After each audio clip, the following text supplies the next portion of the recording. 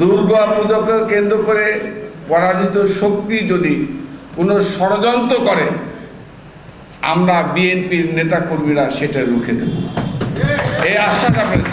সংখ্যালঘু সম্প্রদায়ের জানমাল রক্ষা করবে বিএনপি, আমি আপনাদেরকে আশ্বাস দেব। নাটকের বিএনপি আওয়ামী লীগ ক্ষমতাচ্যুত হওয়ার পর, আওয়ামী লীগ দেশ ছেড়ে পালিয়ে যাওয়ার পর, এই 5ই আগস্ট থেকে এই পর্যন্ত আমরা কিন্তু 5ই আগস্টে যখন আওয়ামী লীগের পতন হলো, শেখ হাসিনা পালিয়ে গেল, আওয়ামী লীগ পালিয়ে গেল, সঙ্গে সঙ্গে নাটোরের প্রশাসন, সেনাবাহিনী, পুলিশ কর্মকর্তারা আমাকে অনুরোধ করেছে। আমি ঢাকায় ছিলাম, আমি সঙ্গে সঙ্গে নাটোরে এসেছি। এই যে আমার ডানে বায়ের নেতৃবৃন্দ আছে, সকলকে সঙ্গে নিয়ে, আপনারা জানেন বাহাদুর শাহ পার্কের মাঠে না উপরে আপনাদেরকে সঙ্গে নিয়ে কিন্তু আমি সেদিন মিটিং করেছিলাম। এবং আজ অবধি আমরা আপনাদের সাথে সর্বাত্মকভাবে সহযোগিতা করার জন্য যা যা দরকার আমরা করে যাচ্ছি এবং করব। মৃত্যুর আগ পর্যন্ত বিএনপি, আমাদের নেতা শহীদ প্রেসিডেন্ট জিয়া রহমান সাহেব বলেছেন, হিন্দু, মুসলমান, বৌদ্ধ, খ্রিস্টান আমরা বাংলাদেশি, এবং এই বাংলাদেশি হিসাবে আমাদের বিএনপি আমরা যারা করি, আমাদের দায়িত্ব আপনাদেরকে সর্বাত্মকভাবে সহযোগিতা। আপনারা বলেছেন যে ধর্ম ধর্ম যার যার, উৎসব সবার।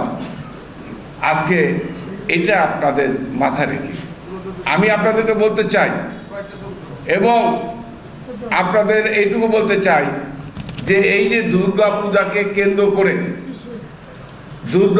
কেন্দ্র করে যদি পরাজিত শক্তি, দুর্গা পুজোকে কেন্দ্র করে পরাজিত শক্তি যদি কোনো ষড়যন্ত্র করে, আমরা বিএনপির নেতাকর্মীরা সেটা রুখে দেব, এই আশ্বাস আপনাদের।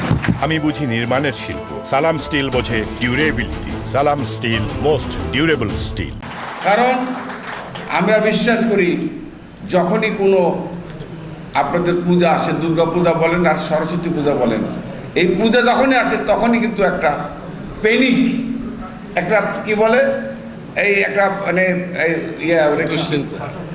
মানে আশঙ্কা বা ভীতি, মানে এটা একটা পাবলিসিটি, সোশ্যাল মিডিয়া এমন একটা অবস্থা করে। আর এটা কিন্তু যখন আওয়ামী লীগ থাকে না তখন কিন্তু এটা হয়, আর আওয়ামী লীগ থাকলে তখন হয় কি জানেন, জঙ্গি হামলা হবে।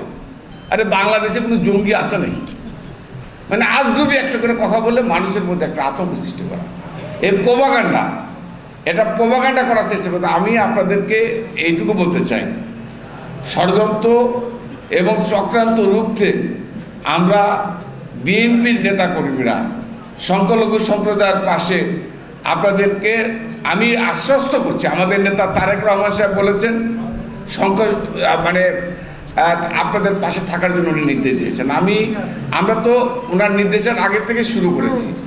আমাদের পার্টির চেয়ারম্যান বলেছে, আমি আপনাদেরকে এটুকু বলছি, সংখ্যালঘু সম্প্রদায়ের জানমাল রক্ষা করবে বিএনপি, আমি আপনাদেরকে আশ্বাস দেব।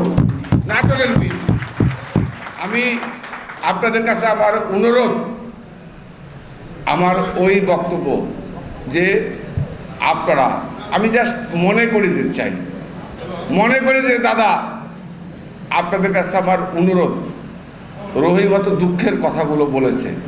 আমার কোশ্চিন, বিএনপি ক্ষমতা ছিল প্রায় 15-20 বছর। আজকে বলেন, আওয়ামী লীগের শাসন আমলে কারুকাঞ্চন জুয়েলার্সে ডাকাতি হয়েছে, আওয়ামী লীগের শাসন